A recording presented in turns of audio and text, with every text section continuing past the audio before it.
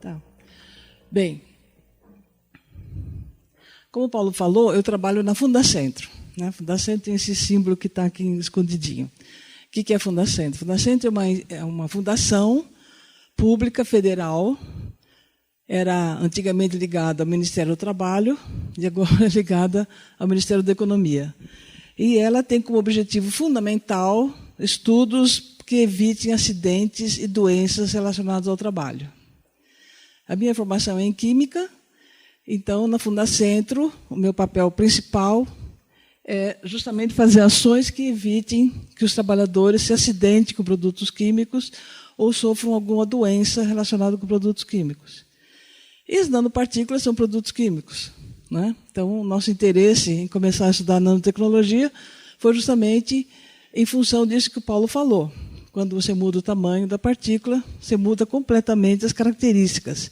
Então, por isso que a gente acabou entrando nessa área. Primeiro, o que é nanotecnologia, né? Existem várias definições. Existem alguns pesquisadores que ainda dividem o que é nanociência da nanotecnologia. Nanociência seria o estudo de laboratório, em que o cientista vai descobrir as propriedades da matéria, e a tecnologia usar esses conhecimentos para produzir coisas, né? Então, basicamente, é isso daí. Agora, mais modernamente, inclusive a ISO, né, que é esse organismo internacional que faz normas, ela coloca como se as duas coisas também fossem nanotecnologia. Ela já pode incluir até a parte da pesquisa, que é a compreensão da matéria na escala nanométrica, e aí, depois, usar essas propriedades para fazer coisas. Eu tenho um apontador aqui, acho que eu vou usar, que fica mais tranquilo.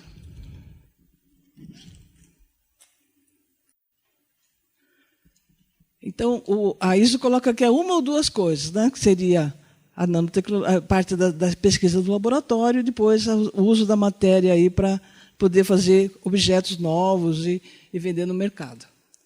Ela tinha sido anunciada como uma nova revolução industrial, mas muito mais profunda do que todas as revoluções anteriores, e agora ela é considerada como integrante da chamada quarta revolução industrial.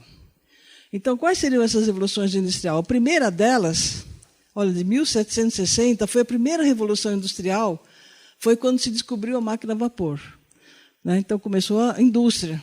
Aí começou a mecanização, a indústria, a energia hidráulica, começaram a aparecer novas máquinas, né?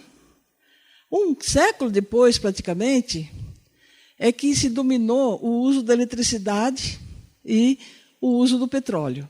Então, isso possibilitou novas formas de energia, o uso da eletricidade possibilitou a criação de linhas de montagem, né? A outra revolução considerada revolução também é depois de um século, né, que é considerada a terceira revolução industrial, é quando começou a aparecer a informática. Então, o desenvolvimento dos computadores, das telecomunicações. E, olha, muito pouco tempo depois, né, como é que vai acelerando aqui o processo, no começo do século XXI, que é considerado, então, a era da quarta revolução industrial. O que ela inclui? A inteligência artificial, robô, impressão em 3 dimensões, internet das coisas e, sobretudo, a nanotecnologia. Foi a partir do desenvolvimento da nanotecnologia é que essas outras tecnologias ganharam impulso, e a gente vai depois falar um pouquinho sobre isso. Bom, o que é isso, né? São muito pequenos. Como é que é essa dimensão de nanotecnologia? O nanômetro é simplesmente uma medida de distância, né? Ele é 1/bilionésimo do tamanho do metro. Então, se a gente pegar a escala, né, métrica que a gente usa, aqui seria a escala do metro, e vai diminuindo até o nanômetro para chegar a 1/bilionésimo. Então, só para a gente ter uma ideia como é que a gente mede as coisas. Se a gente for medir o tamanho de uma estrada, não dá para medir em nanômetros, é um número absurdo, né? Então, a gente mede a estrada em quilômetros. Uma árvore já é bem menor, a gente pode medir em metros. Uma borboleta, a gente mede em centímetros. Insetos pequenininhos, a gente pode medir em milímetros. E aí vamos diminuindo até chegar, por exemplo, na espessura de um fio de cabelo, que já é medido em micrômetros. Né? Eles têm mais ou menos, o fio de cabelo tem mais ou menos cerca de 100 micrômetros. E praticamente é o tamanho menor tamanho que a gente consegue enxergar com a vista humana. A gente não consegue enxergar, sem a ajuda do microscópio, tamanhos menores do que esse. Como, por exemplo, as células vermelhas do nosso sangue, as bactérias, que a gente não consegue enxergar a olho nu, mas consegue enxergar com a ajuda do microscópio. Ainda com a luz visível, coloca o objeto aqui, consegue enxergar com a ajuda do microscópio. Objetos menores do que 500 nanômetros, a gente não consegue enxergar nem com o microscópio comum. A gente tem que chegar com o microscópio especial, que é isso daqui. Um exemplo é esse daqui. Então, a observação do objeto não é através da vista humana. Ele tem um detetor, o detetor é que analisa o que está sendo visto, o detetor transforma aquela observação da máquina numa imagem de computador. Então, quando o objeto está na escala nanométrica, a gente consegue observar através do computador. E o que são esses objetos em escala nanométrica? Os nanotubos de carbono, que esse é o exemplo. O DNA é uma molécula que tem 2 nanômetros de largura, né? Então também ela é considerada uma nanopartícula. O fulereno, os pontos quânticos e os vírus. Vírus também são nanopartículas.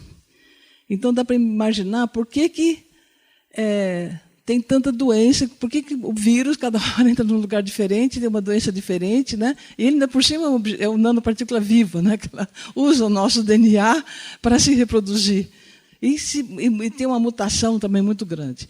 Mas é só para mostrar para vocês como que o tamanho é importante. Né? O vírus entra em praticamente todo o nosso corpo.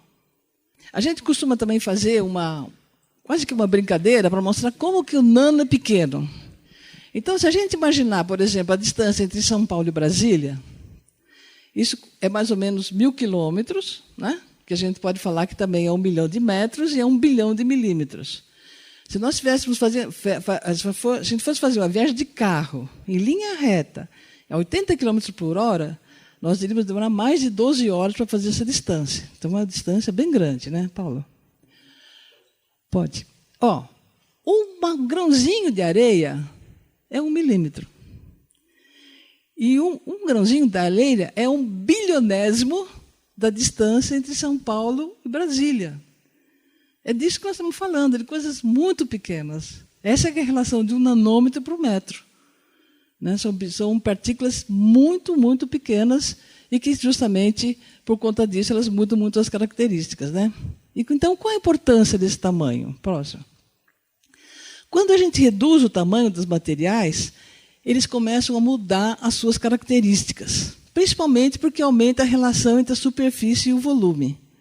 E aumenta, portanto, a área superficial. Próximo. Então, é justamente na área superficial que acontecem as reações químicas. Né?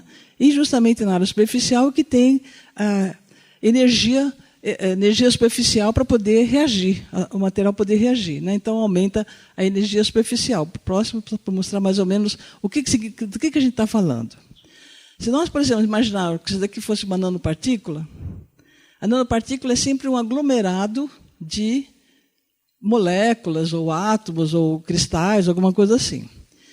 Uma partículazinha dessa composição que está aqui no meio, para que essa partícula exista, existe uma energia de ligação dela com a sua vizinhança. Mas essa energia está toda neutralizada pelas partículas em volta, o que não acontece com as partículas da superfície. Então, por isso que quando a gente diminui a superfície, você aumenta a energia livre, a superfície livre, e aumenta, portanto, a energia superficial. Próximo. Esse aqui é um exemplo.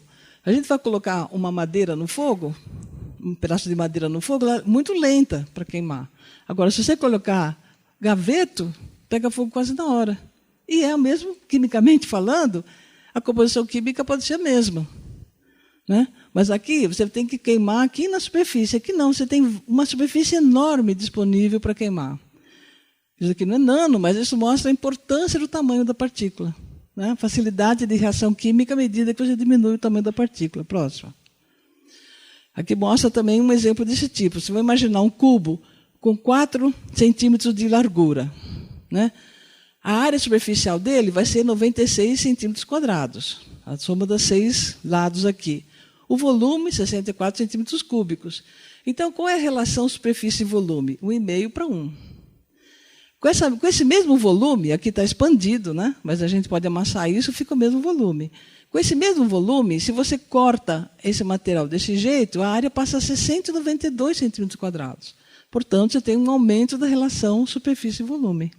Quanto mais você corta, mais aumenta essa relação, maior quantidade de superfície livre e mais fácil reação química. Próximo. Esse daqui é um gráfico que mostra por que se fala que a nanotecnologia é abaixo de 100 nanômetros, o próximo de 100 nanômetros. Porque se fizéssemos um gráfico do diâmetro da partícula com o tamanho da área, a gente vai ver que quando chega lá para 200, 150 nanômetros, existe um aumento exponencial da área disponível, né? Por isso que a partir de 100 nanômetros, um pouquinho mais, 300 nanômetros, já começa a mudar significativamente o comportamento da matéria. Próximo. Mas não é só isso, né? Além de diminuir o tamanho, nesse tamanho, a matéria não se compõe. As leis da física que regem o comportamento dessa matéria não são as leis da mecânica do nosso macromundo, né? Nosso macromundo, eu sei que se eu largar esse CD aqui, ou DVD, ele vai cair no chão, não tenho dúvida disso. Agora, quando está na escala nano, não, porque são as leis da mecânica quântica que vão reger o comportamento da matéria nessa escala. Próximo. Então, a mecânica quântica é justamente a área da física que estuda o comportamento dos átomos, dos elétrons na matéria, né? E esse comportamento é definido através de certas frequências, não vou falar muito de mecânica quântica aqui, mas é só para mostrar para vocês que, além do fato de você diminuir o tamanho, aumentar a área, o comportamento dessas partículas nessa escala são regidos pelas leis da mecânica quântica. Próximo. Então, o que acontece? Essas características fazem com que muda-se muito drasticamente as propriedades físicas e químicas e toxicológicas da matéria. Próximo. Então, apenas com a redução do tamanho, aparecem novas propriedades, novas características. Próximo. E o que muda? Muda a cor, muda a solubilidade, muda a resistência do material, a condutividade elétrica, comportamento magnético, a mobilidade dessas partículas no corpo humano, muda essas propriedades físico-químicas, a atividade biológica, enfim, pode mudar muita coisa. E cada partícula muda de forma diferente. Não tem isso ainda. Próximo. O que cada característica que a gente falou influi? Ao fato de você diminuir o tamanho, aumenta a área superficial, portanto, aumenta a reatividade química. E o fato de você ter mudanças, o comportamento definido pelos efeitos quânticos, nós vamos ter novas propriedades ópticas, elétricas e magnéticas. Próximo. Então, dessa forma, se a gente conhecer como se comporta uma substância numa escala maior, não permite saber como ela é na escala menor. Isso foi uma das coisas que me chamou a atenção para a gente começar a estudar isso do ponto de vista da saúde do trabalhador.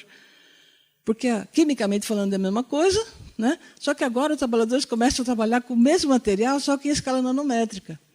E, portanto, ele vai entrar muito mais fácil no organismo, vai ser respirado muito mais fácil, vai ter outros tipos de controles que vão ser necessários para o trabalhador não ficar doente. Próximo. Então, além do tamanho, qualquer coisa que muda na partícula, se ela muda de forma, se ela muda de aglomeração, se ela é porosa, se ela tem uma contaminação na superfície, se ela, enfim, como é que ela está dispersa, se ela for dissolvida num outro líquido, tudo isso muda. Então, as mesmas substâncias químicas... Próximo, Paulo. Olha, se a mesma substância química, por exemplo, conseguir ser sintetizada na escala nano em forma cúbica, ou circular, ou esférica, olha como é que muda a quantidade de área superficial. E, portanto, muda a reatividade, né? Próximo.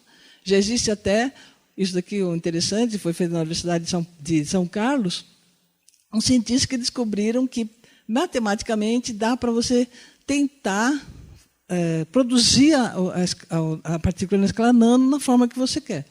Isso aqui é um avanço muito grande. Eu acho que a nanotecnologia só não teve um avanço maior ainda por conta da dificuldade de você reproduzir sempre o material do mesmo jeito, né? Então, agora já começa a ter alguns estudos que conseguem controlar a forma com que ele vai ser produzido. Próximo.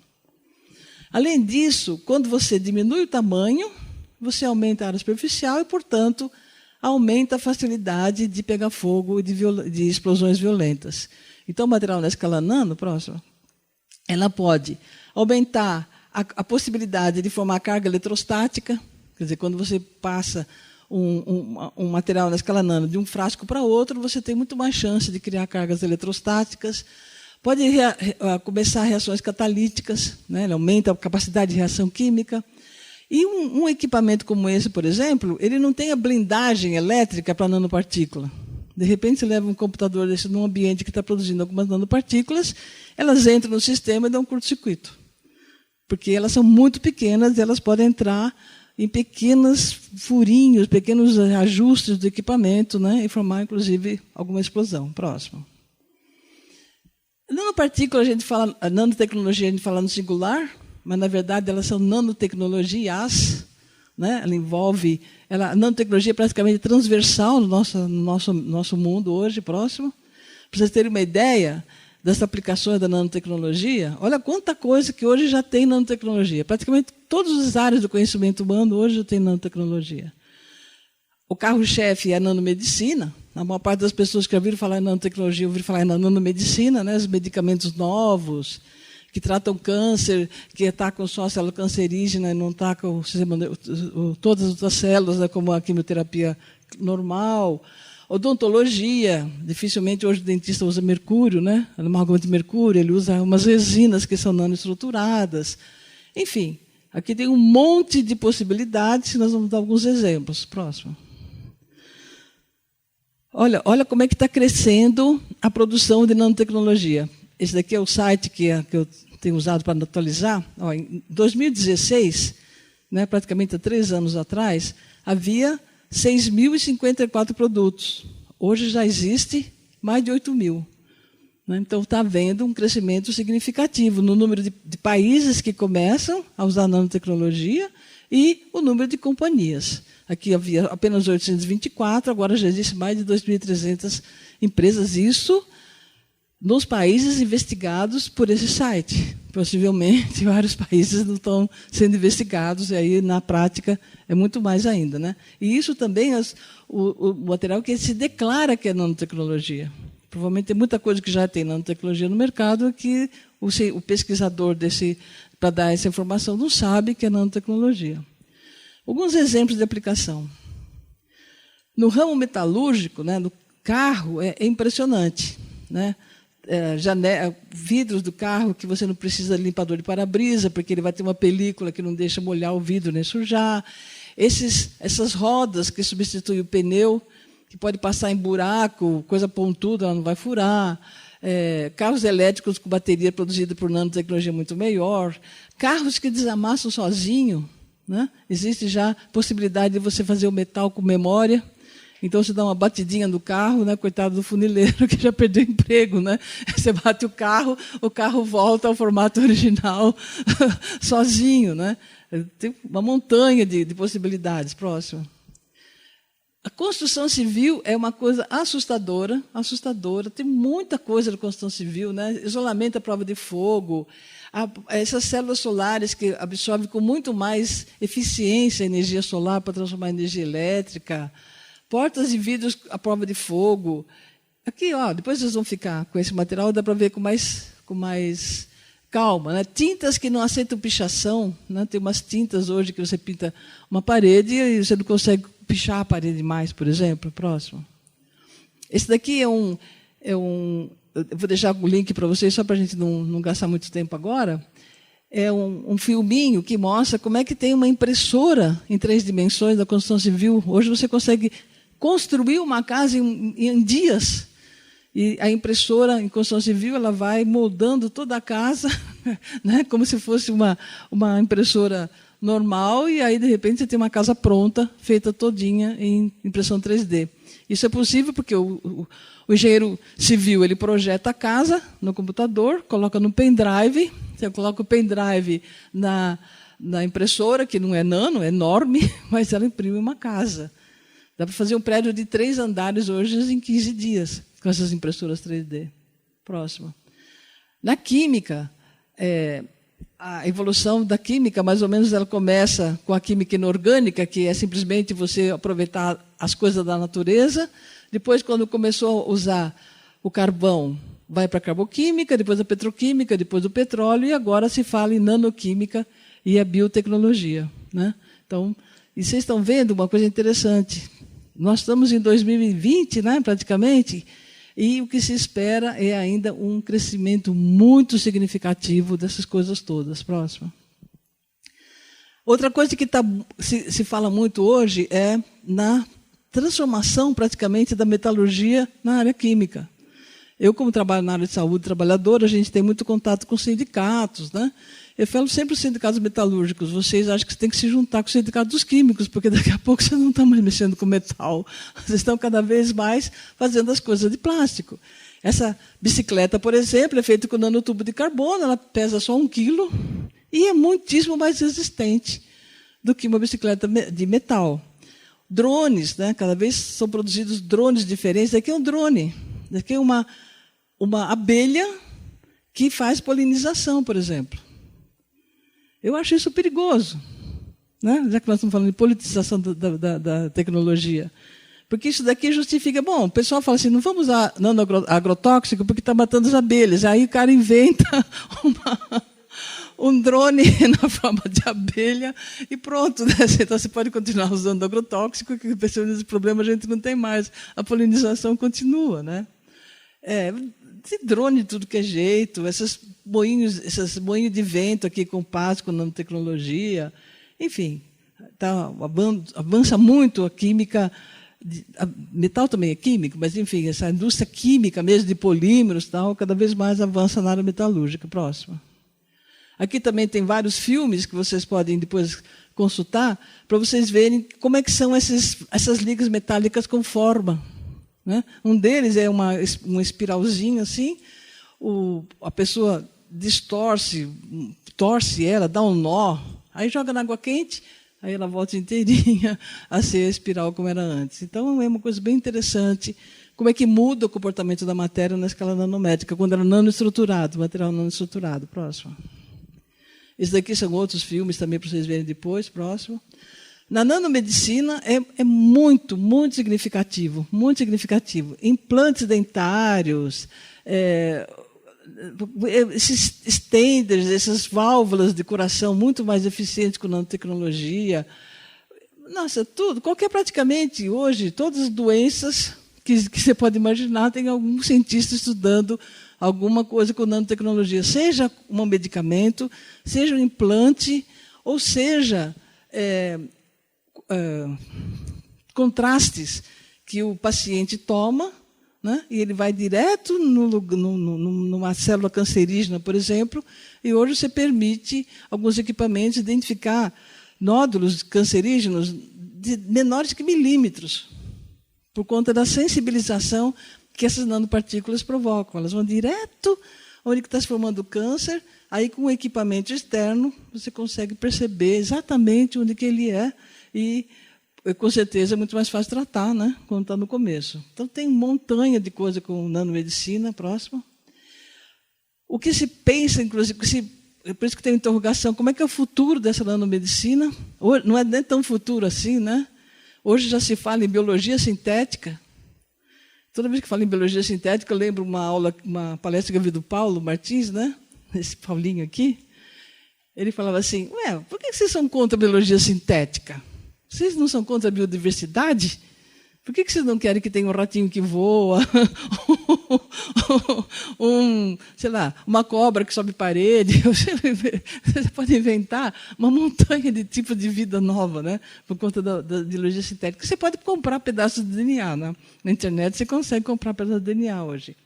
Já se fala em sociedade pós-humana, que é uma sociedade com que o ser humano cada vez mais está integrado à máquina, né? Então, até se fala em vida eterna com a nanotecnologia, né? Por exemplo, se coloca esses nanorobôs aqui na sua circulação sanguínea, ele pode, por exemplo, detectar algum vírus, detectar bactéria, destrói. Ele fala assim, olha, escuta, você está comendo muito doce, então pare de comer açúcar, porque 24 horas por dia o nanorobô está no seu corpo e vai te detectando tudo, né, as doenças todas, e você, portanto, não fica doente, vai continuar vivendo até não sei quando. Próximo. Na cadeia do alimento também é significativo, desde a produção agrícola até a comercialização. Sensores que podem ser colocados no solo. Então, hoje, você tem uma fazenda enorme, você coloca vários sensores no solo, a casa da fazenda recebe informação de cada um daqueles chips, aí vai dizer, bom, naquele cantinho lá está faltando água, ou naquele cantinho lá está faltando nitrogênio. Então, é muito mais fácil, né, você fazer adubação e molhar as plantas você com esses sensores. Vamos ver se a gente vê os exemplos. Aqui, olha. E também tem o nanoagrotóxico. Né? Agrotóxico já é uma polêmica enorme que todo mundo está discutindo. E agora eles estão desenvolvendo nanoagrotóxico. Né? Qual seria a função do nanoagrotóxico? O nanoagrotóxico, ele é basicamente, não todos, mas basicamente é o seguinte, é uma nanopartícula redondinha, que nem aqueles fullerenos, e o princípio ativo, o veneno, é colocado dentro dessa bolinha.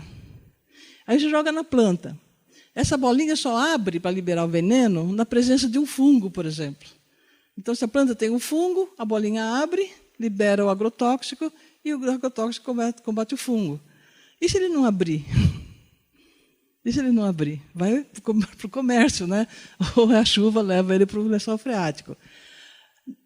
Isso daqui é uma língua eletrônica. Para que serve essa língua eletrônica?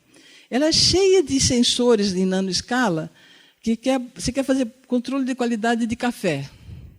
Aí você pega um café de ponta, analisa quimicamente, coloca lá no computador o que seria o ideal. Aí esse sensor, cada um deles analisa um componente químico do café, você mergulha a língua eletrônica e o computador vai te dizer se o café é bom, se ele está ruim, se está faltando alguma coisa. Isso pode ser com qualquer tipo de líquido.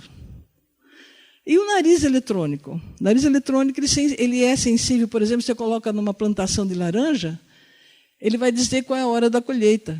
Porque à medida que a planta vai amadurecendo, ela vai liberando óleos essenciais. Esse nariz eletrônico detecta a hora da colheita, por exemplo. Aqui são embalagens inteligentes. Essas embalagens mudam de cor se, por exemplo, o produto começa a estragar. Isso daqui são 2 peras com a mesma idade. Só que essa tem uma película de quitosana que evita que a pera fique em contato com o oxigênio, portanto, ela não estraga, ela dura muito mais tempo. Tem vários aditivos de agricultura com nanotecnologia, fertilizantes, enfim, é muita coisa que já tem na área agrícola. Próximo. Esse aqui é um exemplo desses sensores que eu estava acabando de falar. Próximo. Esse aqui é um exemplo de como que você produz esse nanomaterial, né? A cápsula aqui que ela abre na presença do agente. Próximo. Aqui também um outro exemplo, só para vocês terem uma ideia de como que funciona essas nanopartículas, né? Então, nanopartículas e nanocápsulas poderão diminuir o uso de agrotóxicos. Eles falam isso, né? A propaganda da nanomaterial é essa. Vamos diminuir o número de agrotóxicos, vamos diminuir. Só que não se estuda o ciclo de vida. Né? O que vai acontecer se ele não vai usar? Próximo. Dá para você imprimir o seu macarrão em casa, né? Com a nanotecnologia, porque você imprime lá, só põe a farinha aqui e o seu miojo é feito em casa. Próximo. Aqui é os exemplos do comércio. Já existe hoje em São Paulo, né, alguns comércios em que cada um dos objetos do supermercado tem uma etiqueta com emissão de radiofrequência, em escala nanométrica. Aí a pessoa vai no supermercado, enche o carrinho, passa nesse detector aqui, esses detectores somam tudo que ela comprou, aí você passa o cartão e pronto. Então não precisa do caixa do supermercado, né?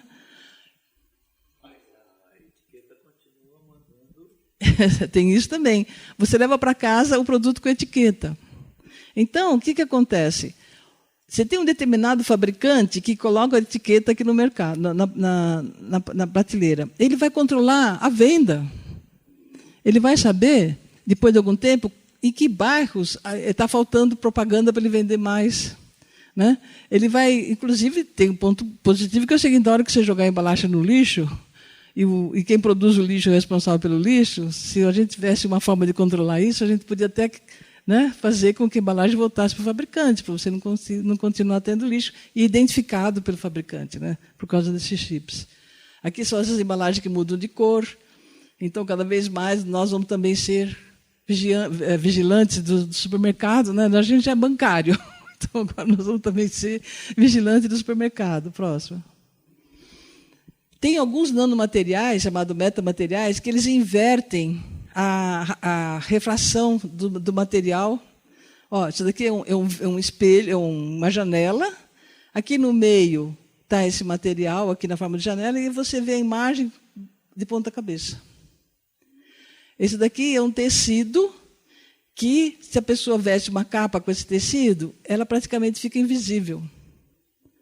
Por que fica invisível? Porque quando a gente enxerga um objeto, a luz bate no objeto e reflete para os nossos olhos. Essa capa, ela conduz a luz. Então, se a luz bate em mim, esse material anda, a luz anda pelo material e você enxerga atrás de mim, então dá a impressão que eu sou invisível. Então, essa aqui é a característica desse material. Próximo. Na indústria da guerra, é muito significativo a nanotecnologia, muito significativo, né? Começando dos aviões não tripulados no outro lado do planeta. Próximo. Esses pneus de carro de guerra que andam em qualquer lugar, esses fotodetectores que conseguem identificar pessoas com mais facilidade. Próximo. Bom, e daí, né? Quais são os riscos para o ambiente e para a saúde humana? Os riscos dos trabalhadores. Como eu estava falando, a gente conhecer a propriedade do material em escala maior, não dá para saber como é que ela é menor. Próximo. Um material considerado seguro, entre aspas, nada é totalmente seguro, porque o trabalhador está acostumado a usar aquele material, só que agora na escala nano, os riscos são diferentes. Próximo. E esse estudo é interessante, que ele mostra o seguinte, nos estudos envolvendo as toxicidades dos materiais, já existe muito estudo de laboratório, nas células, nas subcélulas, um pouquinho menos no tecido, um pouquinho menos em alguns indivíduos, principalmente peixes e plantas, nas comunidades, menos ainda, e estudos na ecologia, que é no meio ambiente, então, muito menos ainda. Então, já existe um acúmulo de estudos em nanotoxicologia, mas ainda em nível de laboratório, né? Se sabe ainda muito pouco o que vai acontecer com a saúde humana e com o meio ambiente. Próximo.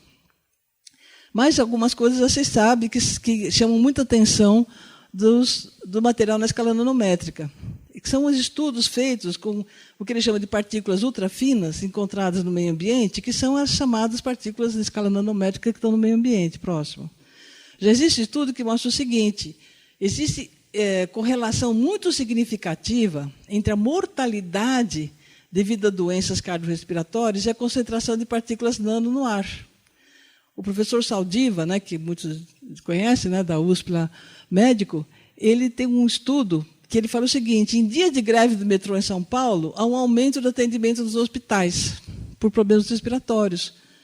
O que acontece dia de greve? Tem muito mais ônibus na praça, muito mais carro, aumenta a poluição ambiental, e as nanopartículas se formam em maior concentração e tem muito mais atendimento em hospital. Próximo. Inclusive, olha, em 2003, a Organização Mundial da Saúde considerou a poluição do ar reconhecidamente cancerígena para os seres humanos. Então, a poluição tem muito a ver com a quantidade de nanopartículas que tem no ar. Próximo.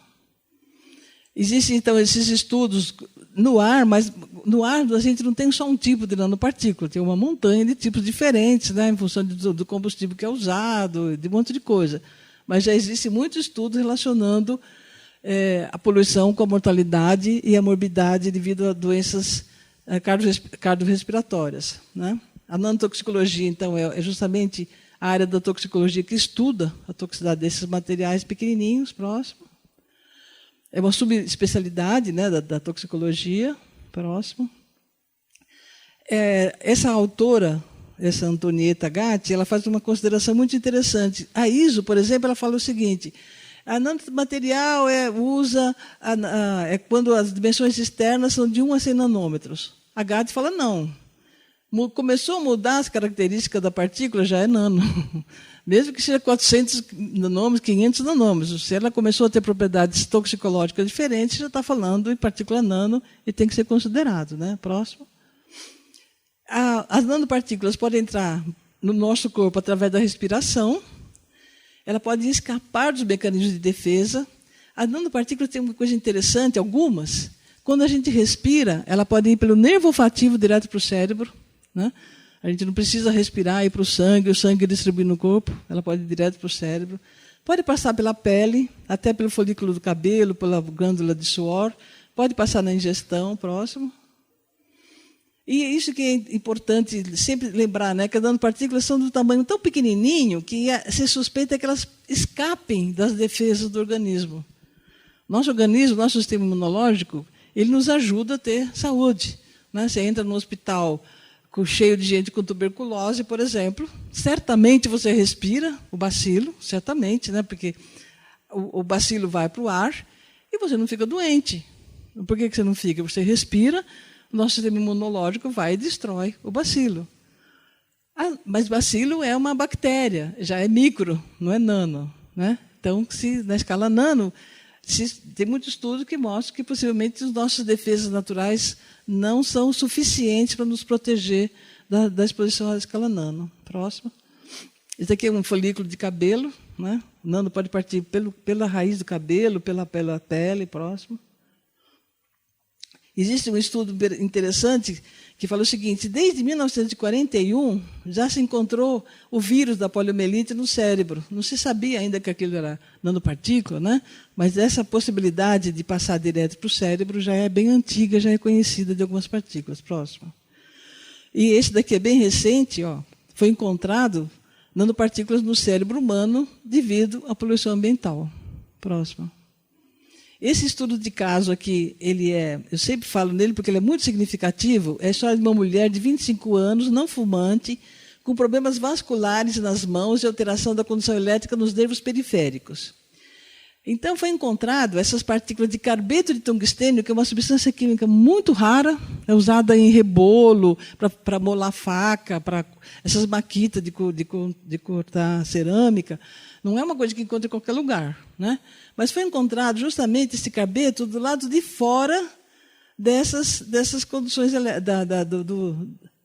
das veias dessa moça. Aí ficaram investigando onde que sai, como é que ela se contaminou.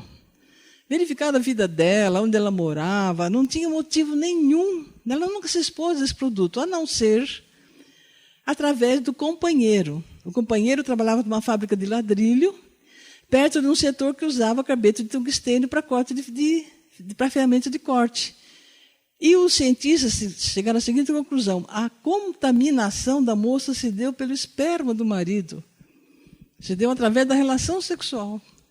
Quer dizer, o companheiro respirou a nanopartícula foi até o esperma, contaminou a moça pelo esperma e foi parar no braço.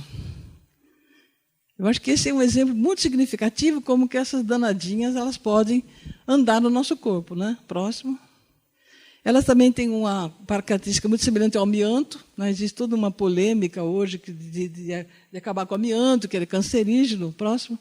Então, esse daqui tem, acho que, uns desenhinhos aí que tem. Deixa eu tirar isso. Isso daqui é um corte. Vem um pouquinho mais, Paulo. Esse daqui é um corte de uma partícula de amianto, uma fibra de amianto. Esse daqui é um corte de um nanotubo de carbono, um dentro do outro. Olha como eles são parecidos. Então, não é a composição química que interferiu aqui, porque amianto é um silicato complexo, tem uma forma química complexa. E nanotubo de carbono é só carbono. Mas os dois têm a mesma forma física. Então, a ação cancerígena é função da fibra, da forma física, muito mais do que pela composição química. Próximo. Tem que levar em consideração isso, né? Essa repetição do que eu já falei, elas são suspeitas de escapar das defesas naturais. Próximo. Elas também têm relação no meio ambiente, são muito pouco conhecidas, muito menos conhecidas no meio ambiente do que no ser humano, nos peixes, algumas coisas de laboratório. Próximo. A nanotecnologia pode trazer alguns benefícios para o meio ambiente.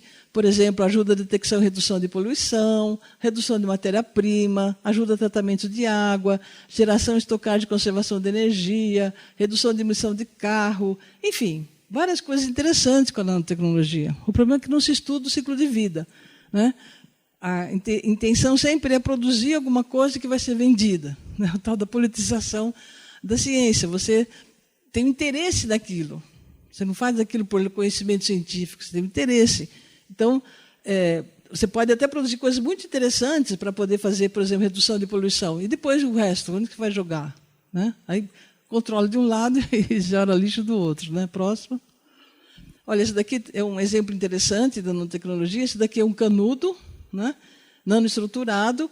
A pessoa pode tomar água de um rio contaminado direto e esse canudo transformar em água potável. Mas, como diz o Paulo Martins, o peixinho não usa canudo. Então, isso também não pode ser desculpa para a gente poluir o rio.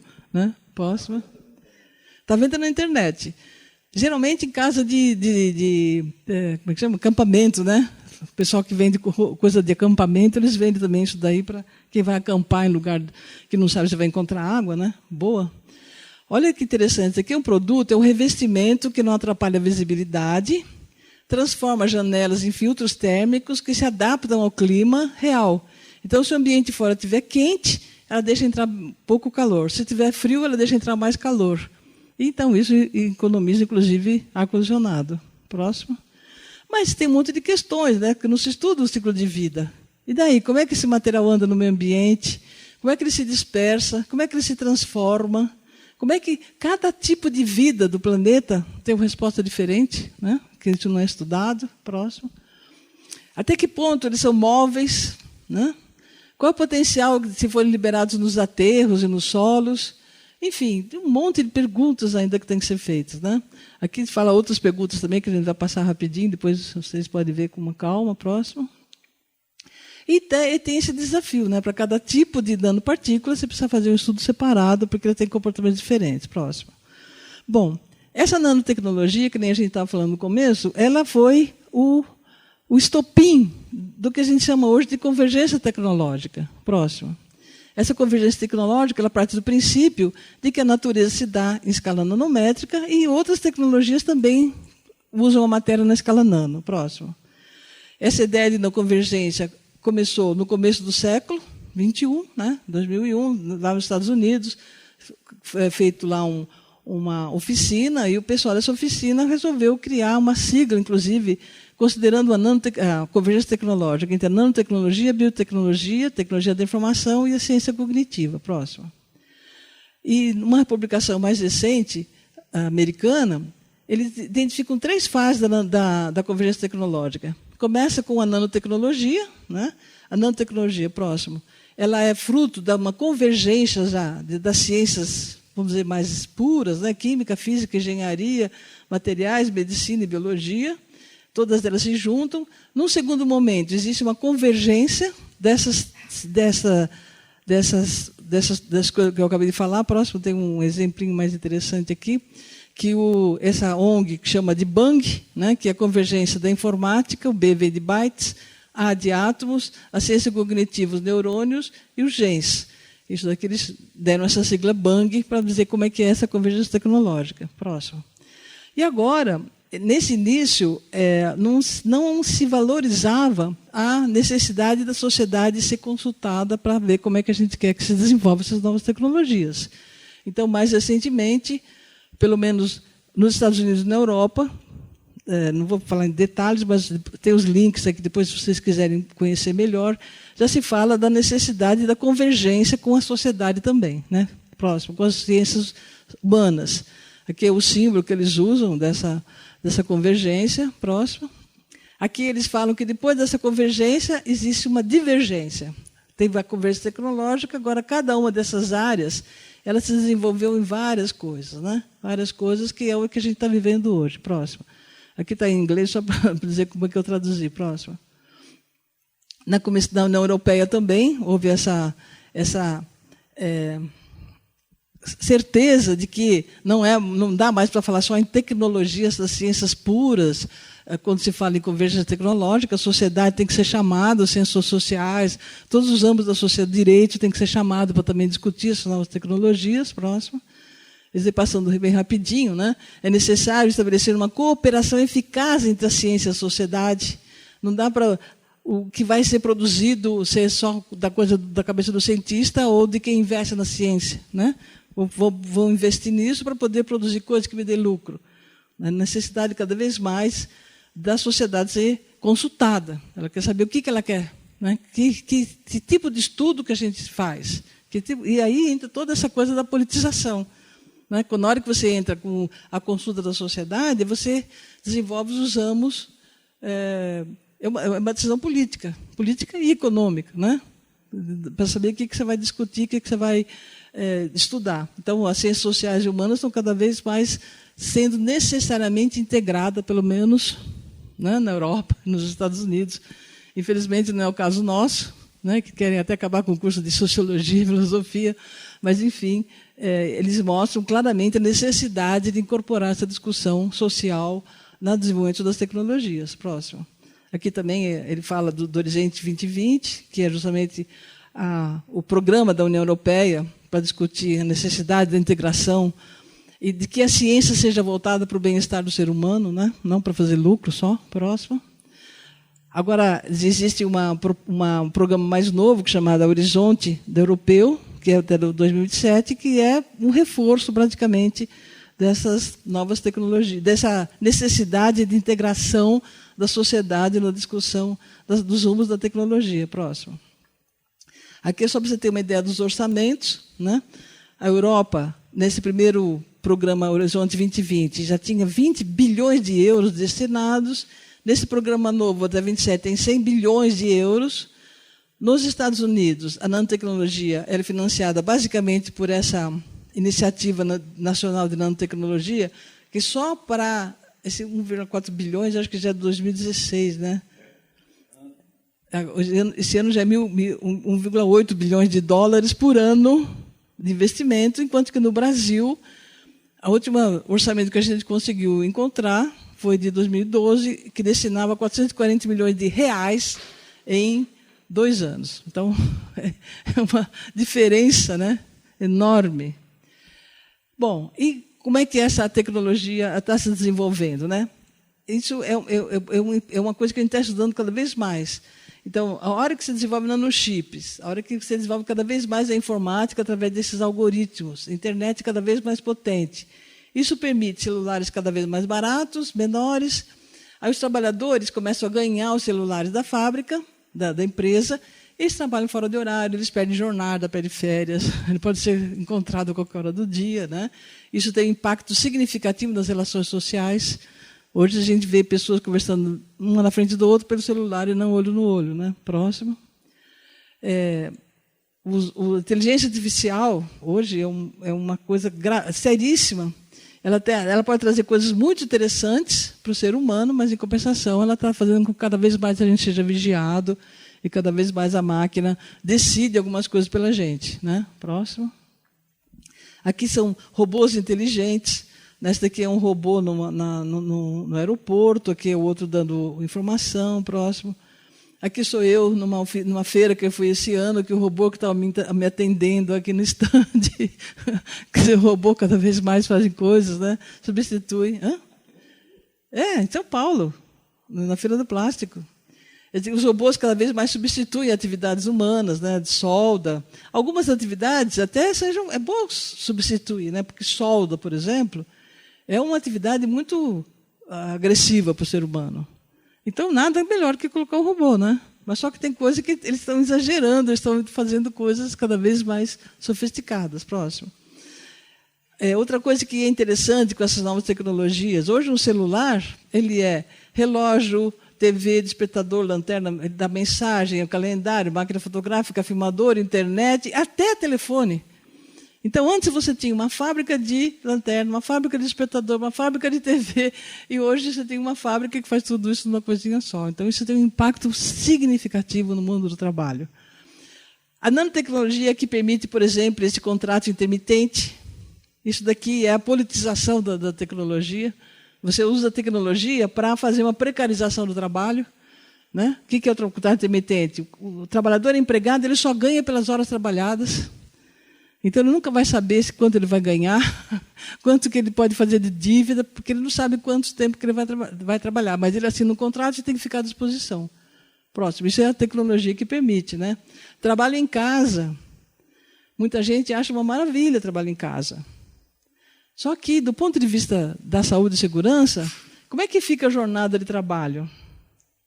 Né? Você está trabalhando em casa, o seu filho precisa de alguma coisa, você para de trabalhar para atender, aí você vai trabalhar de madrugada, né, para fazer o trabalho, para entregar. Ou então você tem uma urgência para entregar, o seu filho chega lá e fala assim, pai, mãe, eu preciso, não sei o quê, dar uns tapas na criança para poder não atrapalhar o seu trabalho.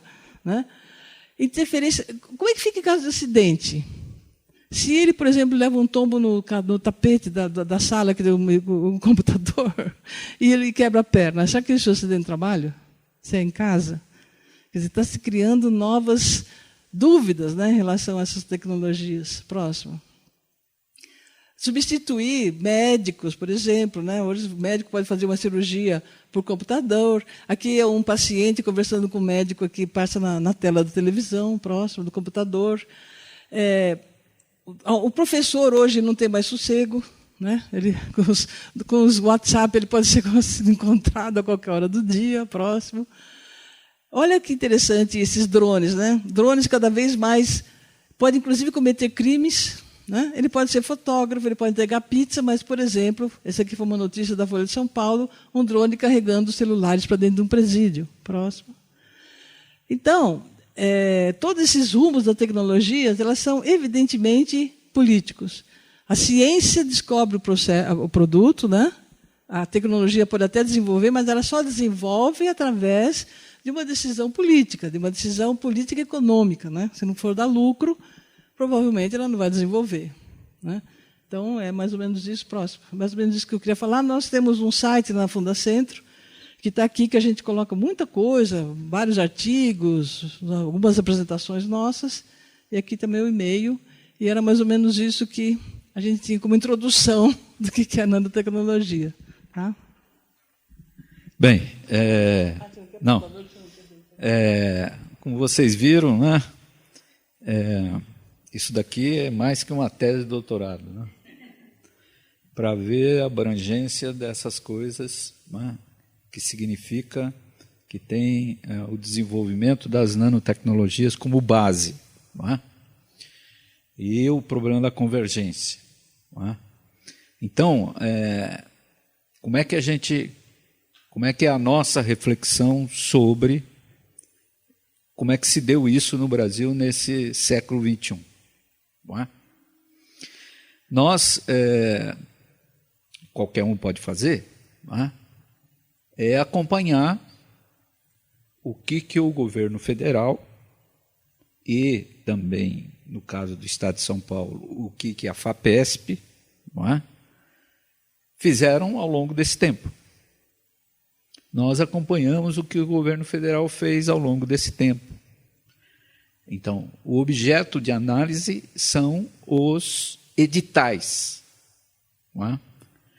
O governo federal faz edital, fundamentalmente, pelo Ministério de Ciência e Tecnologia, depois virou Ministério de Ciência, Tecnologia e Inovação, e depois virou Ministério de Ciência, Tecnologia, Inovação e Comunicação. Né? Então, do plano federal, a principal agência de fomento para o desenvolvimento da ciência e tecnologia no Brasil é através do Ministério de Ciência e Tecnologia. Lá estão vinculados o principal órgão, que é o CNPq. Não é? Então, tem diversos, ao longo desse tempo todo, diversos editais do CNPq. Tem também da FINEP, né, que é a Financiadora de Estudos e Projetos, que é também um órgão ligado ao Ministério de Ciência e Tecnologia, que fica no Rio de Janeiro. Então, essas são as agências principais. No Ministério da Educação tem a CAPES, né, que é mais voltada à questão interna para um público da universidade, diretamente, né? Que é mais também voltado à questão das bolsas, etc., mas que também financia pesquisas. Então, o que nós fizemos foi acompanhar ao longo das 2 décadas como é que se deu esses editais.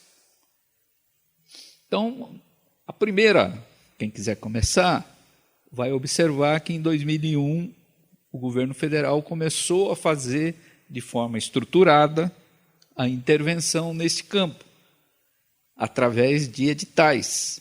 E um dos editais que fez, que nos interessa diretamente, foi a constituição de 4 redes de pesquisa em nanotecnologia. Então, 2001 já começa, então, você identificar, ou quem se interessar pelo tema e foi atrás, vai identificar, que lá teve um financiamento público federal para a constituição de 4 redes. Essas redes foram constituídas, tiveram a composição delas, teve lá os seus coordenadores, nós conhecemos eles todos, né? E elas tiveram vigência até 2005.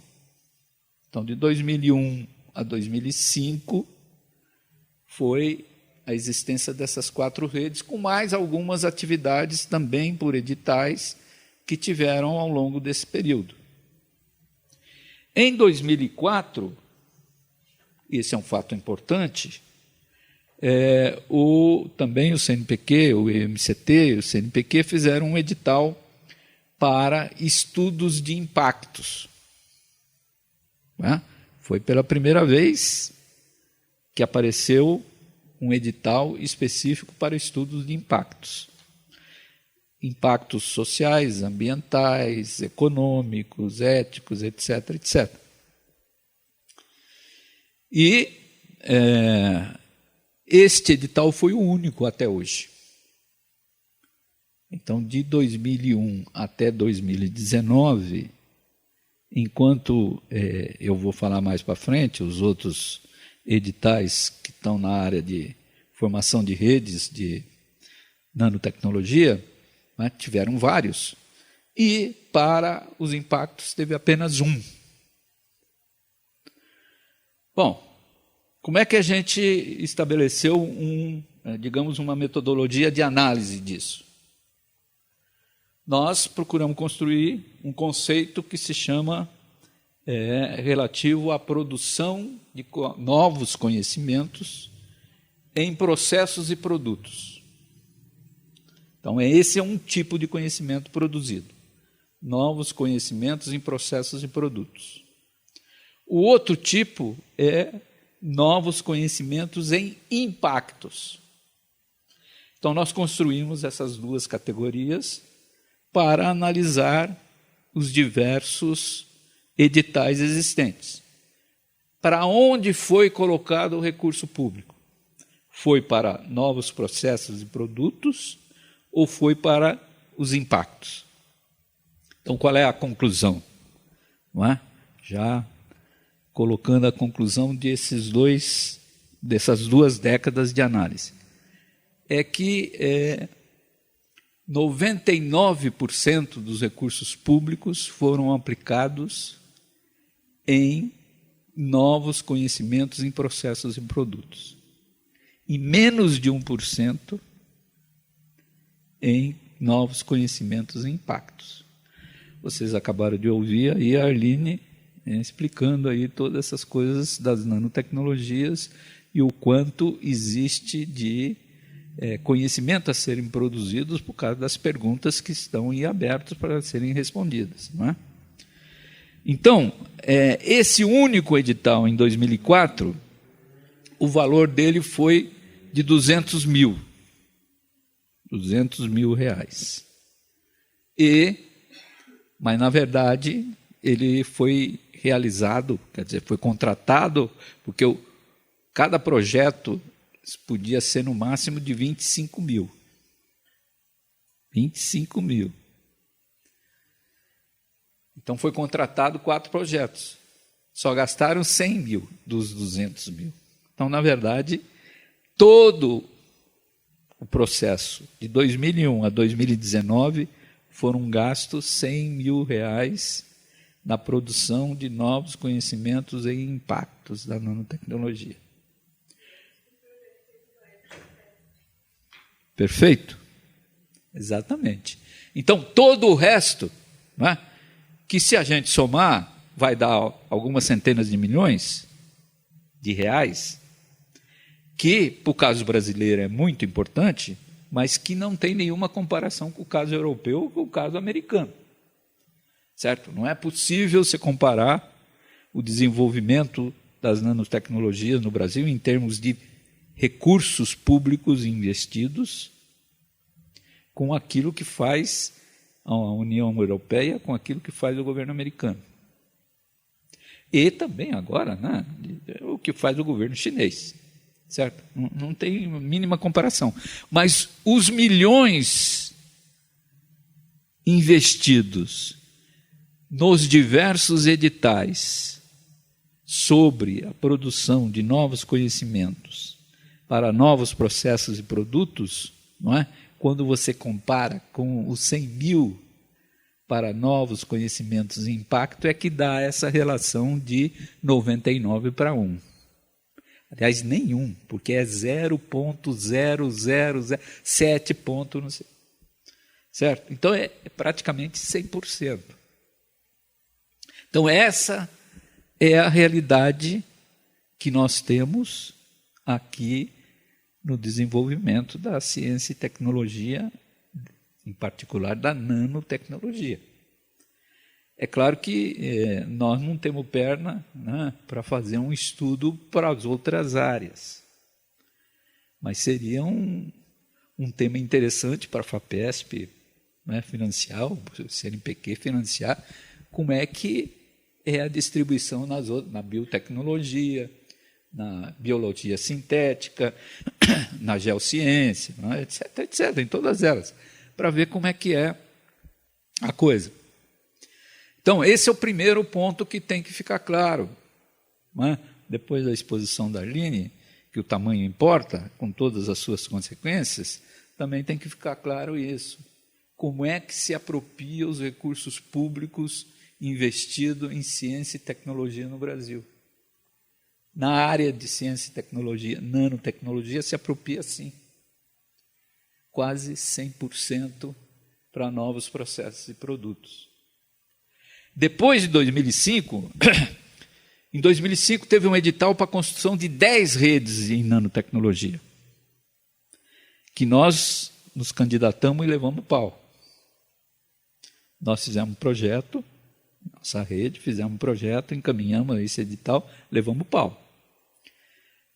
Um livro que eu editei, que eu escrevi, que é A Revolução Invisível, está lá descrito esse processo. Como é que foi? Não é? O argumento do CNPq é que o problema estava no currículo do coordenador da rede, que era eu. Certo? Então, o problema estava no meu currículo. Eu disse, bem, mas se o problema é eu, com o meu currículo, veja quem é o vice-coordenador. Nós podemos trocar. O vice-coordenador era o professor Henrique Ratner. Então, evidentemente que, né, se o CNPq quisesse alguma coisa na vida, né, ele falou, bom, então troca, então bota o Ratner. Né? O Ratner, naqueles idos, né, 2005, já tinha escrevido, sei lá, 30, 40 livros, sei lá quanto. Né, já tinha, enfim, quem foi das ciências sociais, foi da economia, foi da GV, enfim, não é?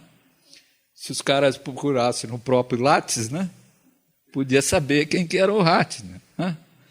Então, o argumento, eu respondi, né, dizendo, eu recorri, dizendo, olha, se sou eu o problema, bota o vice. Negativo. Né? Então, nas 10 redes que foram aprovadas em 2005, que vigiram até 2008, teve nenhuma coisa relativa aos impactos. Não é? Então, eu estou analisando agora, né, o resultado dessas 10 redes, porque em 2008 teve um outro edital importante, que é o edital top da ciência brasileira. O que é a coisa top da ciência brasileira? São os Institutos Nacionais de Ciência e Tecnologia. O primeiro edital foi em 2008, no qual foram aprovados 144 institutos nacionais. Desses, foram 16 em nanotecnologia. Não é? A FAPESP contribuiu também com recursos para INCTs aqui de São Paulo. Não é? Então, até 2008, esse foi o edital de maior fonte de recursos, 400 milhões, para 4 anos. Não é? 2008, 2012, era o horizonte de 2012, mas o que aconteceu? Teve crise por aí, né?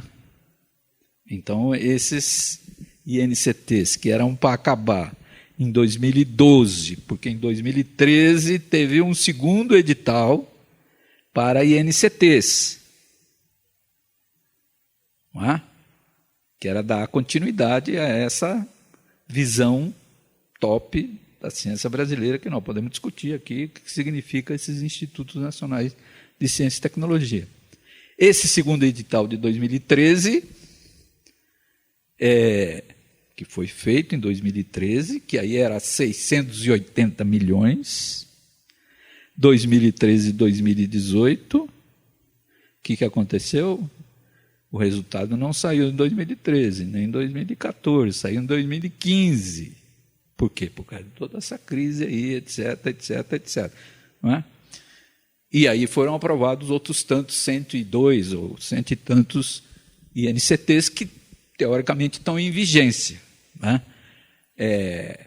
Não é público o que se pagou, o que não se pagou, como é que essa coisa está rolando, não está rolando. A notícia que eu tenho de quem é da área de nanotecnologia é que essa coisa está sendo empurrada com a barriga. Né?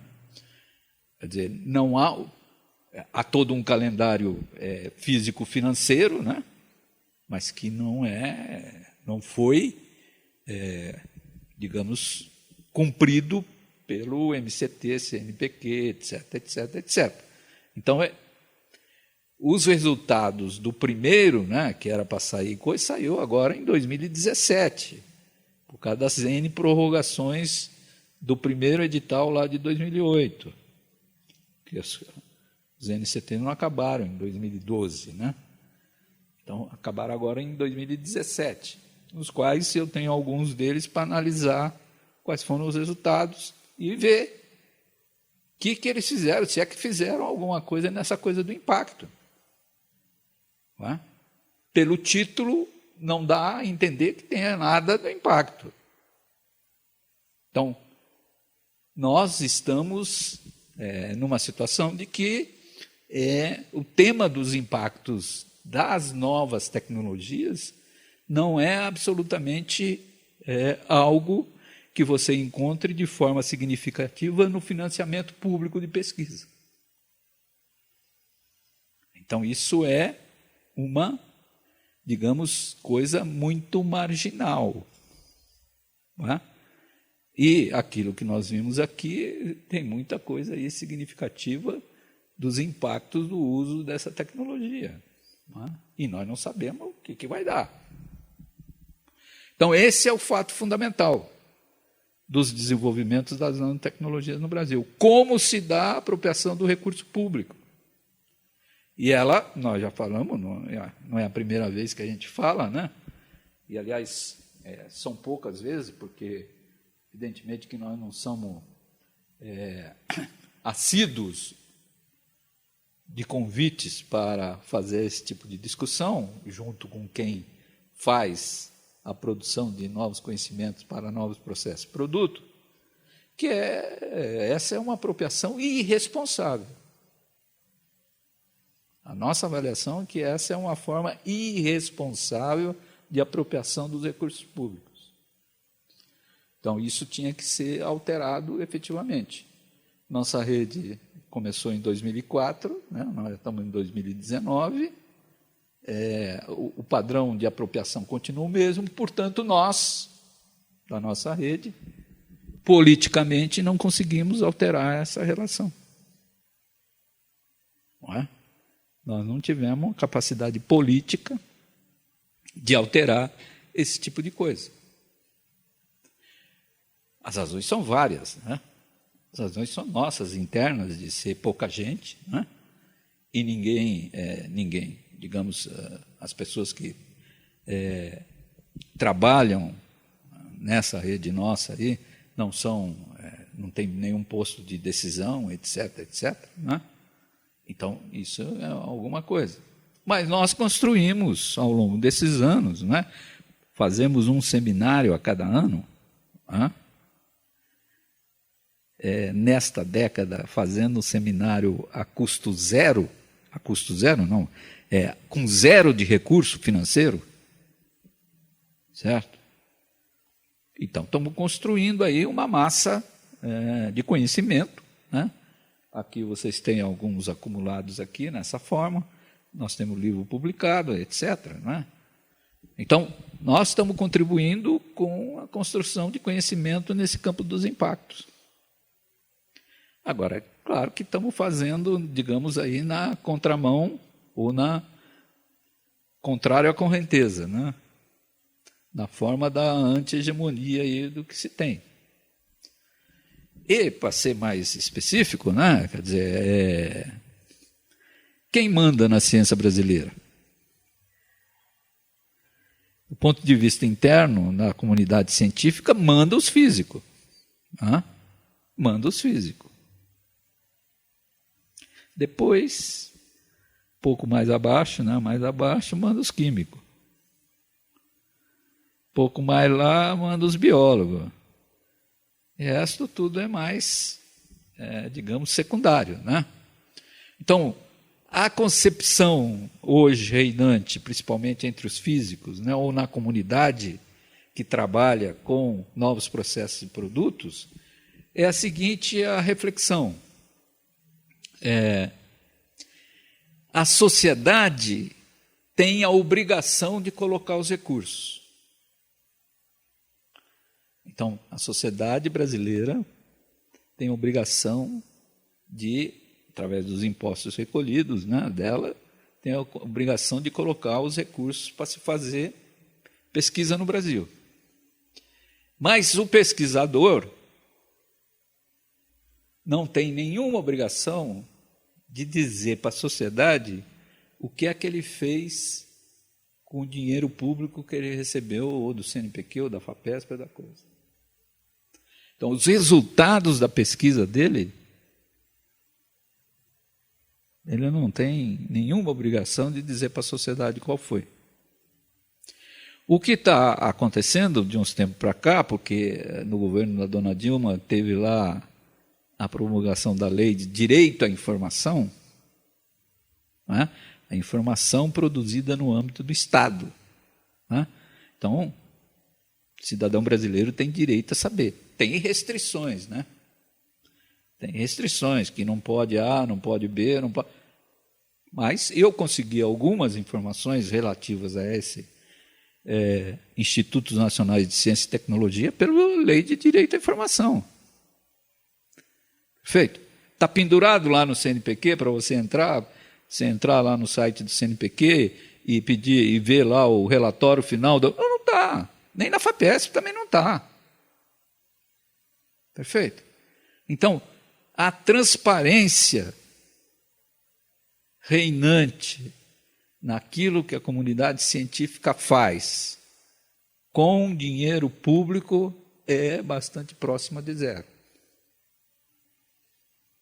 Não é? Então, esse digamos, de que a comunidade científica hegemonicamente pensa dessa forma. A segunda coisa digamos, a comunidade científica tem também o entendimento seguinte, que quem não entende não pode decidir. Então, só pode decidir sobre nanotecnologia, sobre o desenvolvimento da nanotecnologia, quem entende de nanotecnologia. Quem não entende não pode decidir.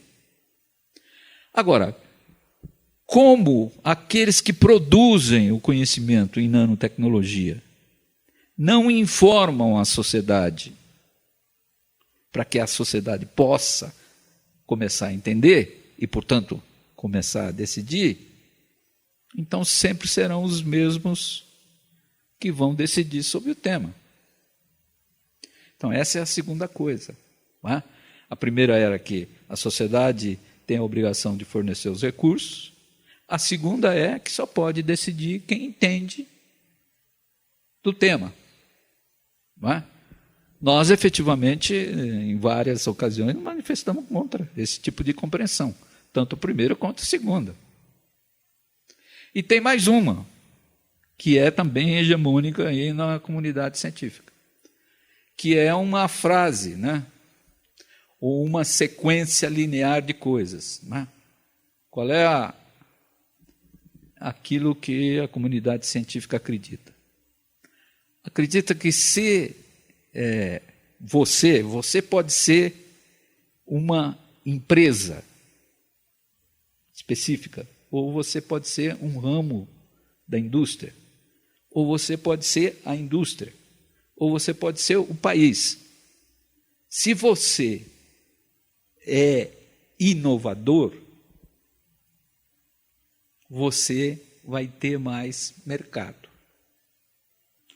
Se você tem mais mercado, você vai crescer mais. Se você vai crescer mais, você vai desenvolver mais. Se você vai desenvolver mais, você vai melhorar a qualidade de vida.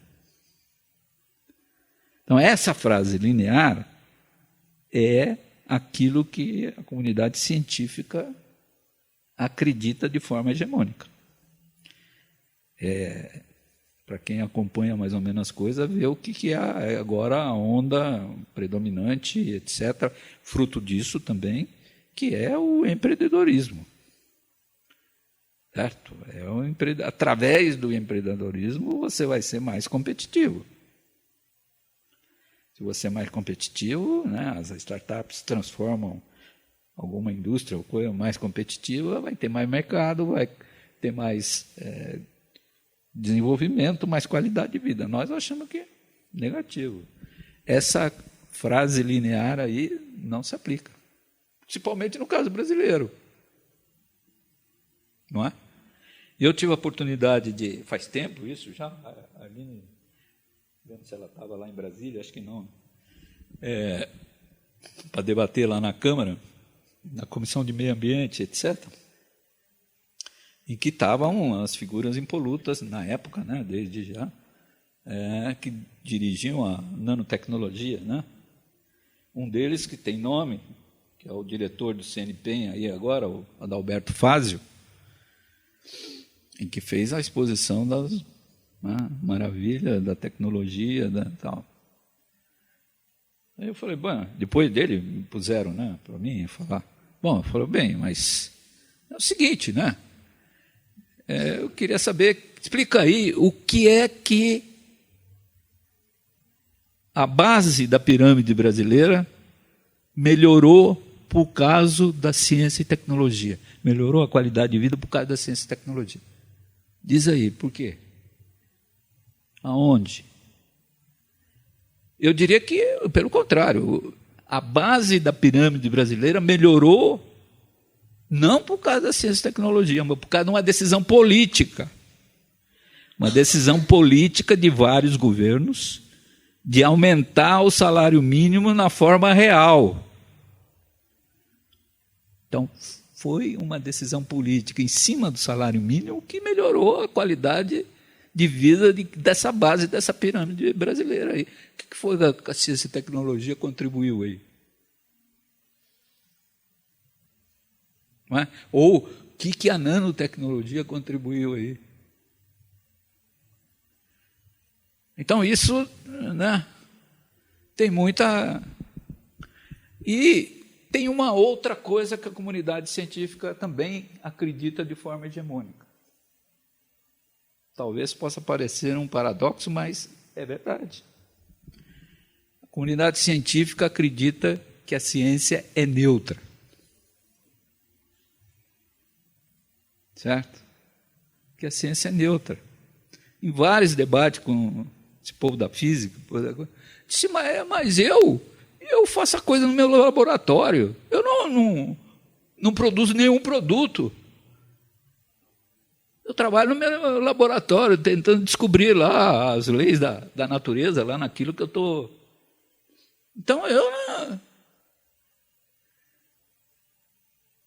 Então, hegemonicamente, os cientistas brasileiros acreditam que a ciência é neutra, ele está fazendo a coisa para o bem da humanidade.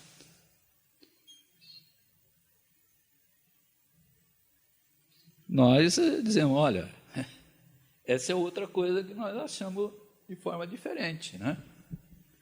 Que a ciência não é neutra. A ciência é financiada, no caso brasileiro, exclusivamente com recurso público, não é? Para produzir, que nós demonstramos, novos conhecimentos em processos e produtos que vão se configurar em um produto que vão dar, não é? O processo de reprodução do capital. Então, é aquilo que é recurso público feito, não é? E aí tem não vou entrar muito nesse detalhe aqui, agora quem é que é a parte dominante do capital na conjuntura que vivemos, né? A questão do capital financeiro, etc. Como é que o capital financeiro vê, né, e age e financia, não é? As questões relativas à produção de conhecimento na sociedade que vivemos, né? A sociedade capitalista. Então, o politizar as tecnologias, no caso da nanotecnologia, tem que abranger esses aspectos. Como é que o recurso público é apropriado? Para que tipo de conhecimento ele é aplicado? Quem faz, não é, a produção desses conhecimentos? Como é que eles entendem o papel da ciência e da tecnologia na sociedade brasileira? Não é? Eles têm uma série de pressupostos, né, que é esses que eu indiquei aqui, de que a sociedade tem a obrigação de fornecer os recursos, eles não têm a obrigação de falar o que é que eles fizeram com os recursos, que conhecimento produziram, e que, em última instância, eles estão produzindo para o bem da humanidade, não é? Porque a ciência é neutra. Então, essas questões todas, não é, fazem parte desse processo, no nosso entendimento, né? Talvez você perguntar para esses do establishment, aí não tem nada a ver com isso, né? Agora, atualmente, tem a ver com o empreendedorismo, certo? Então, nessa concepção, né, que a gente acha que tem que haver a discussão. Então, o tema da ciência brasileira devia ser um tema, digamos, presente para qualquer brasileiro. Não é? Quem vai lá no pátio do colégio, lá perto do pátio do colégio, tem lá o diabo do impostômetro, lá, né? Que vai girando aquele negócio lá, segundo a segundo vai girando lá, já passou dos 2 trilhões, certo? De imposto arrecadado aí e tal. Quer dizer, que é imposto todos nós, né? E aqui no Brasil, por sinal, né, quem paga mais imposto são os mais pobres, né? Porque tudo quanto é operação de consumo, por Moreira Salles, 1 quilo de arroz, pagar a taxa do ICMS em cima do arroz é uma coisa, né? Para quem ganha 1/4 do salário mínimo, né? Que agora tem 25% aí, né? nessa linha de pobreza, é outra coisa, né? Então, é tudo isso. Então, numa sociedade que houvesse incentivo para se politizar as tecnologias, não é? Era ter essa discussão com a sociedade, não é? Esse tipo de discussão. Nós queremos produzir que tipo de conhecimento? Isso é outra coisa que também merece ser dito, que a comunidade científica, digamos que ela tem, pelo processo de avaliação a que ela está submetida, que é de publicação, não é? E não é qualquer publicação, não é? É os quales da vida. Então, o que acontece? Essas redes de nanotecnologia fazem de tudo para publicar nos quali mais importantes. Por exemplo, no campo da física é o Physics Review, não é? Só que o Physics Review não publica qualquer coisa. Physics Review tem um board. Todos os journals têm o seu board, que define o que é de interesse do board publicar no journal. Então, o que acontece em última instância? Em última instância, a sociedade brasileira paga para fazer pesquisa com recurso público, para que pesquisador brasileiro possa publicar nos journals internacionais. Só que aquilo que interessa ao boarder significa que interessa para a sociedade brasileira o conhecimento produzido. Aquilo que a sociedade brasileira tem de necessidade de novos conhecimentos para resolver os problemas brasileiros não são os mesmos que os boarders dos international journals querem. Eles têm outros interesses. Então, essa é outra contradição desse processo de desenvolvimento que nós temos aqui na nanotecnologia. Ou seja, se produz conhecimento com dinheiro público brasileiro para pesquisador brasileiro publicar nos journals internacionais. Eu já perguntei em algumas ocasiões para quem estava aí na direção das nano, escuta, qual é a contribuição da nanotecnologia para conhecimento da biodiversidade brasileira? Eu não posso afirmar que é zero, né, que não teve nenhuma pesquisa. Mas eu posso afirmar que é próxima de zero. Sem dúvida. Então, se alguma coisa que o Brasil é, digamos, de primeiro mundo, que é rico, é com a nossa biodiversidade. Agora, a nossa biodiversidade está mais para ser destruída aí pelo agronegócio, para o fogo, tem o Dia do Fogo agora, né? Esse ano inventaram o Dia do Fogo também, né? Certo? Mineração, tudo isso. Mas, em compensação, qual a contribuição do desenvolvimento da nanotecnologia para conhecer a biodiversidade brasileira?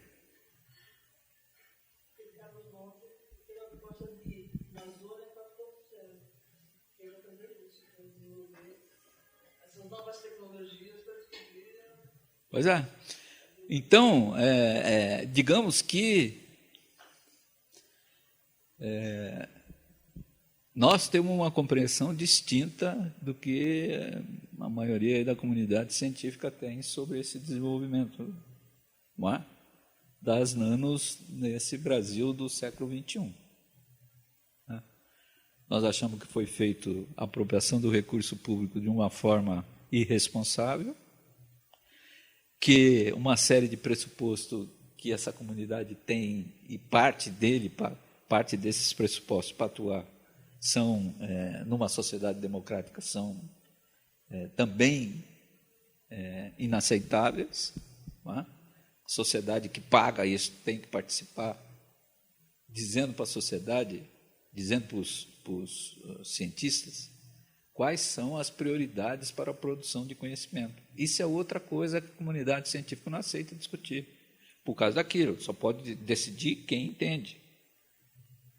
Eu várias vezes disse, olha, não se trata de dizer para o físico que método ele vai usar para pesquisar tal coisa.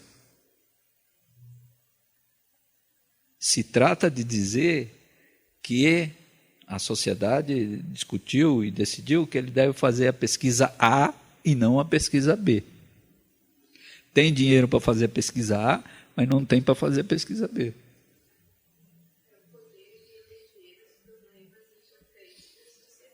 Exatamente.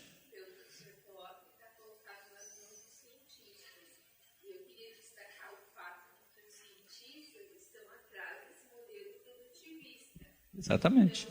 Que existe uma responsabilidade também grande de quem lança esse edital.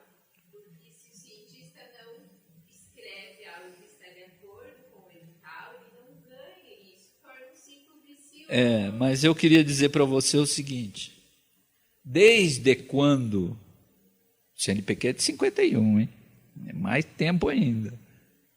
Mas para ficar mais tempo, mais próximo, desde quando começou o Ministério de Ciência e Tecnologia, foi lá na década de 80, todos os que estavam no Ministério e no CNPq eram membros das comunidades científicas. Todos eram, certo, membros de alguma universidade, principalmente daqui, né, da USP, da Unicamp, certo? Todos. Então, portanto, em todos os governos, a comunidade científica esteve lá nos postos. Como está agora, hein? Como está agora.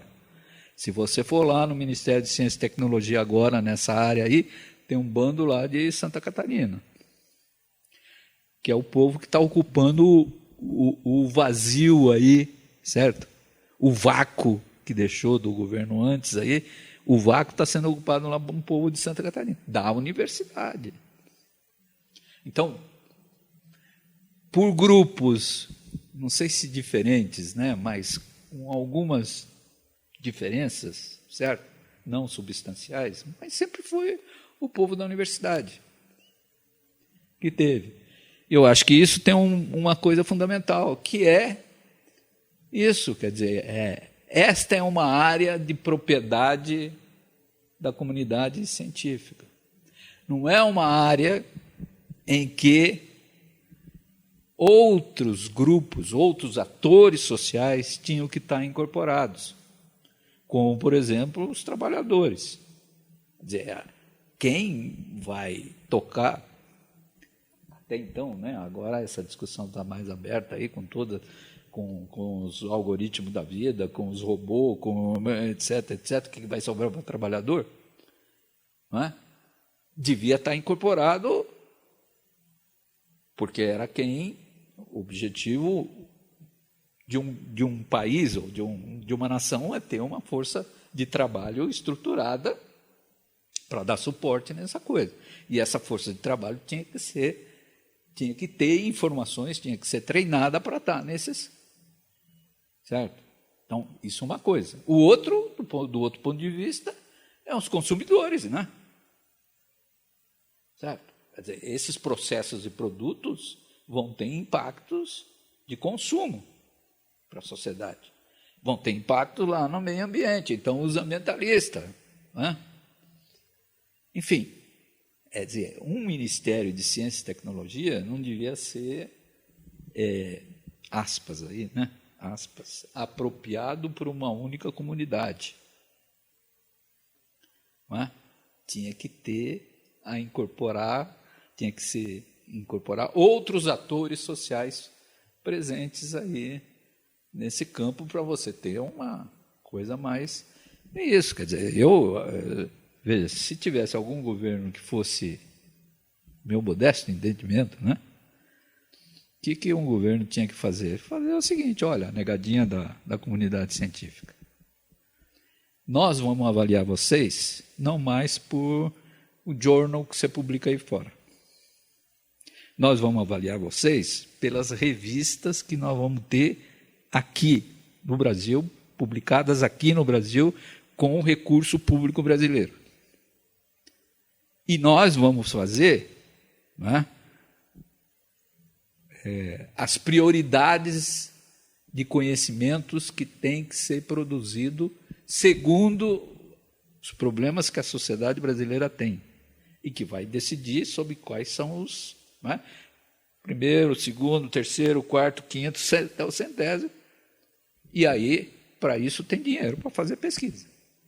Agora, quem quiser continuar com o seu grau de relacionamento com Oxford ou com Harvard, ou para continuar publicando lá na Physical Review, tudo bem. Você trabalha na universidade, ninguém vai te botar na rua para não... Só não vai ter dinheiro para você fazer pesquisa.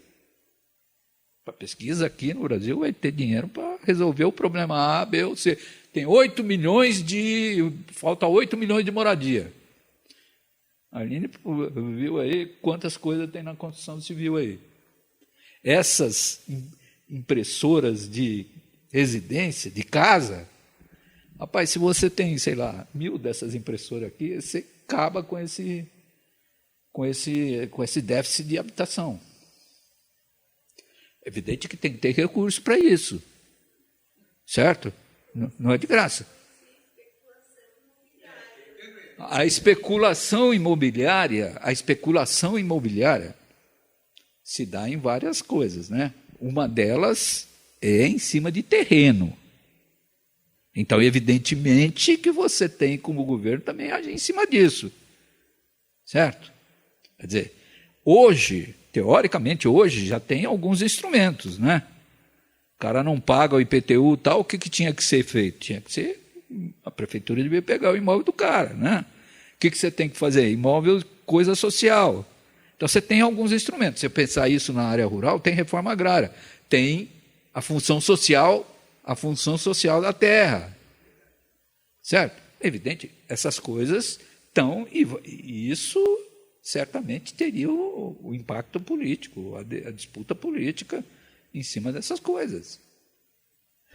Provavelmente essa negada que trabalha com a especulação imobiliária não vai querer entregar isso de graça, né? Numa boa, embora já tenham tido lucros ao longo de centenas de anos com isso, né? Então, digamos que pensar o desenvolvimento da ciência e tecnologia, primeiro significa pensar, no meu modesto entendimento, é que a ciência não é neutra.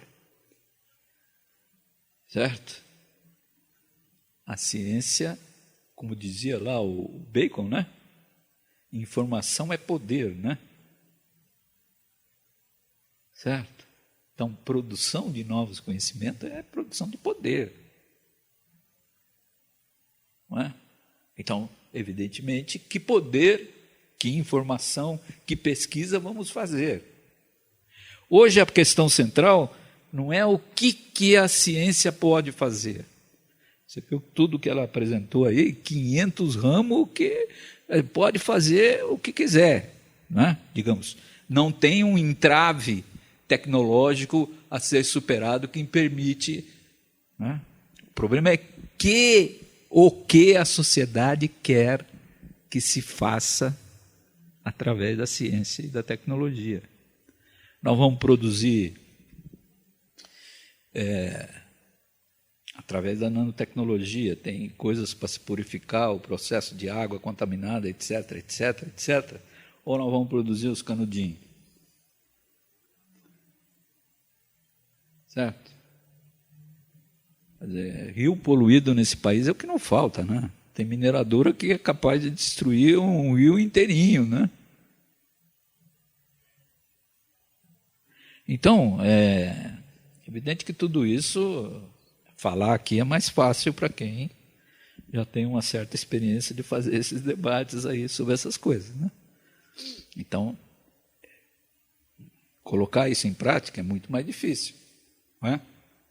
Tanto é que eu já disse aqui, nós, enquanto redes, não conseguimos mudar politicamente esse padrão de apropriação do recurso público, não é? Então, é nisso. Hoje, com esse governo que está aí, o que eu acho que acontecer? Eu acho que esse governo está decretando o fim de um ciclo, que é o ciclo de que os vários governos, de formas diferenciadas, tentaram botar o Brasil numa situação média aí, em relação a outros países, não é? Tentando chegar a 1,5% do PIB, aplicação em ciência e tecnologia. Hoje, com esse governo, eu acho que encerra um ciclo que é isso. Aqui nesse país, ele não vai fechar, decretar, por decreto, fechou a universidade A, B ou C ou D. Ele vai matar as universidades, os institutos federais, a míngua aí ao longo do tempo. Né? Se ele continuar por mais de 4 anos, 8 anos, ele vai fazer isso. E isso significa o quê?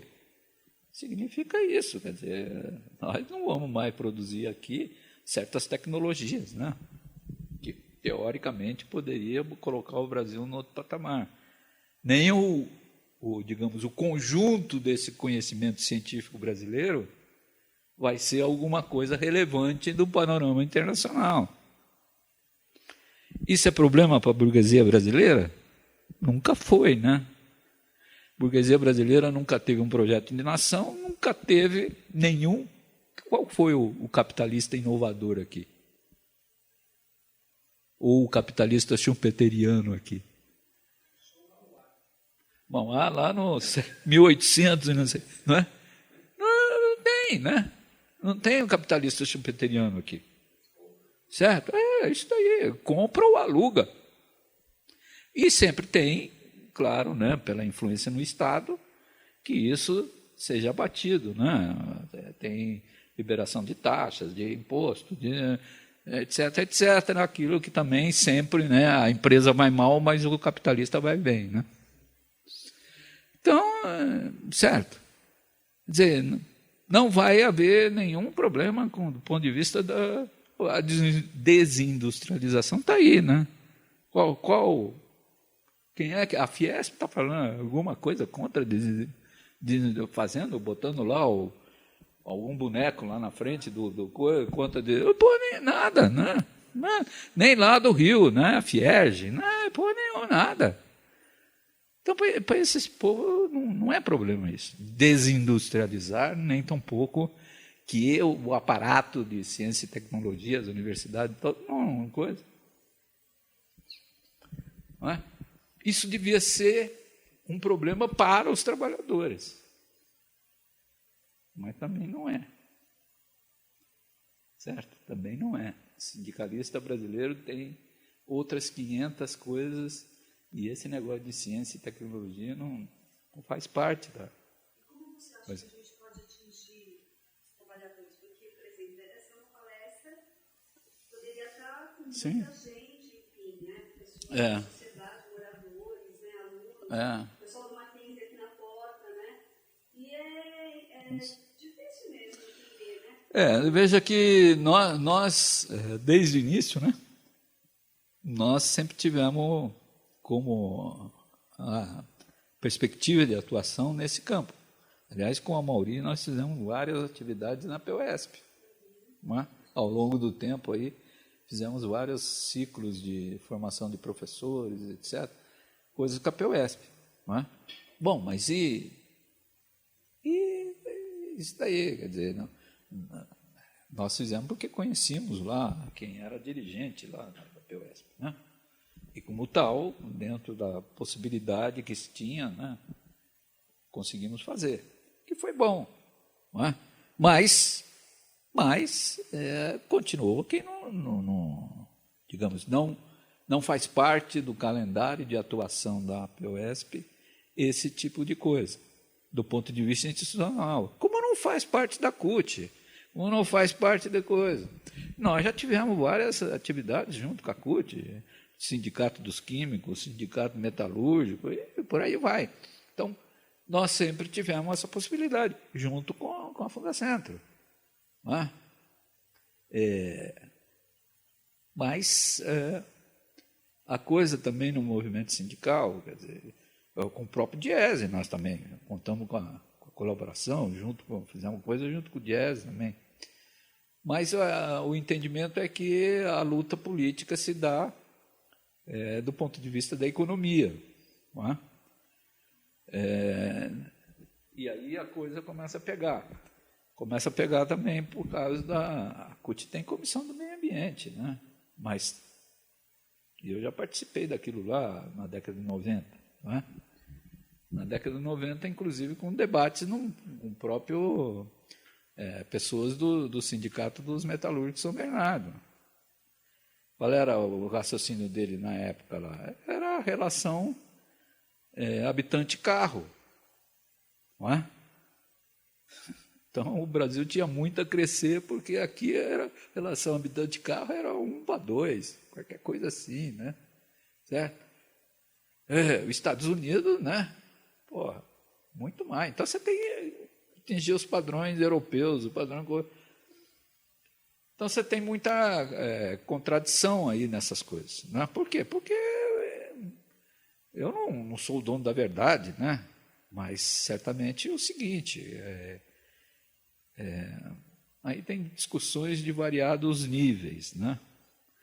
E sempre tem uma discussão de forma imediata, que a forma imediata era a recuperação do salário, né? Essa coisa da inflação, a coisa da disputa com o patronal para ver se cai algumas migalhas, etc, etc, etc. Então, como é que você vai falar para o cara? Escuta, deixa de fazer isso, e aí? A base dele cobra o quê? Então, o cara, para fazer a carreira no mundo sindical, também tem que olhar para a base e responder alguma coisa para a base. Né? Então, por isso que as lutas, digamos, mais de fundo, né? É dizer o seguinte, mas dizer o seguinte, escuta, a pergunta que a gente deve fazer em relação ao meio ambiente é o seguinte, é o capitalismo sustentável ou não?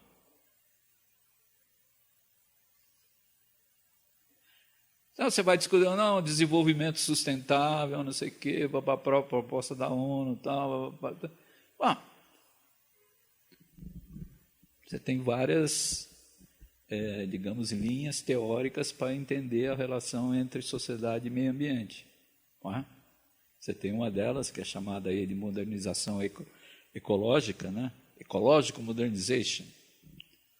Que o problema deles diz o seguinte, o problema não é a sociedade capitalista. O problema é a sociedade industrial. Então, você tem que atuar nos pipelines da produção industrial. Certo? Tem outros que estão dizendo, olha, é outra forma de interpretar, né? É o seguinte, além da contradição capital e trabalho, você tem a contradição capital e natureza. Porque o ciclo de reprodução são de dinâmicas tremendamente diferentes. Certo? Então, você tem, né, elaborações teóricas que dão suporte a entendimentos de como se dá a relação sociedade e meio ambiente, e como tal, você tem a proposta de ações diferenciadas. Não é? A resposta que me deu lá o cara do Sindicato dos Metalúrgicos é isso, olha, aqui nós temos que construir mais carro, pô. A relação entre habitante e carro aqui é muito baixa. Vê lá dos Estados Unidos, é lá da Europa. Sim, mas o que significa, né? Será que metalúrgico só pode produzir na vida carro? Será que metalúrgico não tem outra utilidade para uma sociedade? Podia produzir mais trem, por exemplo? Ah, sim. Isso nós... o Ministério Público, através de um procurador chamado Patrick, procurou a Arline, porque houve uma demanda lá pública sobre nanotecnologia lá no Ministério. E como ninguém sabia nada de nano, falou, peraí, eu vou ver o que é isso daí. Né? E aí começou a pesquisar, foi parar lá na Arline, na Fundacentro. E através da Arline a gente está junto lá com o Ministério, aonde que a gente vai fazer o seminário. Esse posicionamento mais com relação a impacto do que a processo? Então, O que ele está tentando, né, primeiro, porque o Ministério Público nós temos visto aí também que, né, depende de quem falamos, né? Há digamos, uma escada a subir, né, como as coisas são no Ministério Público. Primeiro, ele constituiu lá um grupo de procuradores, né, que estavam interessados nesse tema de tecnologia, nanotecnologia. Bom, esse grupo era informal. Então, o segundo degrau era formalizar esse grupo. Então, esse grupo foi formalizado, o grupo, né? Agora, o terceiro degrau é construir isso com uma institucionalização um pouco acima, né? Que aí, então, é um troço nacional, do Ministério Público do Trabalho, nacional, tendo gente de vários locais, tal, e tendo um cara que é coordenador, né? Talvez seja o próprio Patrick. E depois, mais um grau acima é que isso seja declarado pelo Ministério Público como uma área, como tem lá o Ministério Público do Meio Ambiente, né? Então, é o Ministério Público de Novas Tecnologias, sei lá, coisa assim. E aí tem um cara que, né, é o responsável, passa a ser o responsável, tal, papapá. Mas, nessa última mini-reforma aí do coisa, né, se não me engano, está incluso lá dentro. A fonte de recursos dessas áreas do Ministério era esses tais de TACs, né? Termo de ajustamento de conduta, certo? E agora o Bolsonaro botou lá uma medida provisória, né? Em que pega, diz, esse TAC não fica para o Ministério Público, não, esse TAC fica para o... Ele não pode.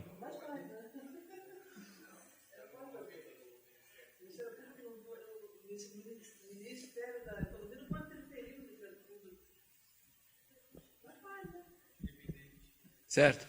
Então, e com isso, quer dizer, esse fato aí, e a gente está conversando, tem lá uma reunião sempre com o cara lá, surgiu a oportunidade de a gente fazer o seminário lá, né? O que vai dar outra qualidade da coisa, porque o negócio do direito sempre teve também presente no nosso seminário, né? Porque tem gente da área do direito lá da Unicinos e da Unichapecó trabalhando com isso, estão formando lá, o Wilson já formou vários mestres, doutores e tal, o Reginaldo lá em Chapecó é mestrado e tal, então, na USP, então tem gente do direito investindo aí nessa coisa, e agora com mais esse, né, quer dizer, o Ministério Público querendo fazer do trabalho, não é? Querendo fazer uma atuação nesse campo. E o Patrick está... Quer dizer, a coisa está rolando lá porque o cara está tocando, né? Bom, essa é a minha visão, né? Não vejo... Talvez tenha, né? Ele conversa com outros lá, mas a coisa perante a gente está tocando porque o cara está levando para frente. Então, isso para nós tem sido muito bom, porque, bom, é alguém do Ministério Público do Trabalho que está querendo também entrar nesse, digamos, nosso campo de atuação, né, de investigação, de coisa, e ele tem outras coisas, né, que toda essa discussão aí no campo jurídico, de até onde essas coisas podem, não podem, estão previstas na Constituição, não está, enfim, tudo mais. Então, vamos ver agora, a experiência que vai ser esse seminário lá, um seminário de 4 dias, né, um seminário coisa. E que é mais importante, que é a nossa realidade, né? Zero de recurso financeiro. Zero. Então, o povo internacional que a gente convidou, que não temos recurso para pagar nada para os caras vão participar via vídeo. A gente pede para eles gravam um vídeo, né? A gente apresenta o vídeo e depois do vídeo faz o contato pelo Skype para o cara responder a pergunta. Então, esse é o esquema que não. O pessoal da Fundacentro, de outros locais aí também não vem, vai fazer o vídeo. Então, quer dizer, nós, que para o caso brasileiro aqui é raro, né? Primeiro porque é anual, segundo porque em 16 anos fizemos todos eles, né? Certo? Então, as duas aqui presentes, eu espero que, se vocês querem enfrentar aí uma pesquisa, uma investigação na nanotecnologia, pode contar com a gente. Certo? Também o centro universitário está aberto, se vocês quiserem fazer, sabe, algum evento, seminário. Tá. Eu acho que ali está meio complicado. Eu acho que está meio complicado, porque aí tem outra coisa também, né? Quer dizer, a presidente e continua deputada. Então, certo? Então, mas se vocês, não sei se vocês trabalham em que área? Eu sou da universidade, eu sou da Faculdade de Saúde Pública. De saúde pública, ótimo. Ótimo. Quem a gente tem uma certa proximidade lá, que eu tenho uma certa, é com o Rodolfo Vilela. Ele trabalha com essas questões relativas a essa saúde e segurança do trabalho e tal. E agora está lá a Ana, né, fazendo doutorado, a Ana Yara Paulino está lá fazendo doutorado com ele. Seguro e gestão do risco. Então, para você tem N coisas aqui, viu? Se você for, não sei se trabalha em alguma indústria, mas se for o caso, é ver as coisas da nanotecnologia aí. Ó. Risco é o que não falta. Não conheço nada do assunto, eu tenho curiosidade mesmo. Mas eu trabalho com isso, eu trabalho com consultoria. Sim. A gente presta serviço para a indústria. Sim. Então, no caso da indústria, você tem que ver se os negros estão fazendo alguma coisa de nano. E isso, em geral, não é muito fácil de saber. Né? Muitos deles... Você tem os dois lados da coisa. Né? Tem gente que não faz nada com nano, mas bota nano no rótulo, na propaganda, para falar que é moderno, avançado. Agora, tem outros que fazem, né? E porque não tem regulação nenhuma, não tem lei, não tem nada, então esconde que tem lá nanopartícula e tal. Então, tem muita coisa aí para você ver. Eu agradeço a vocês, foi muito legal mesmo.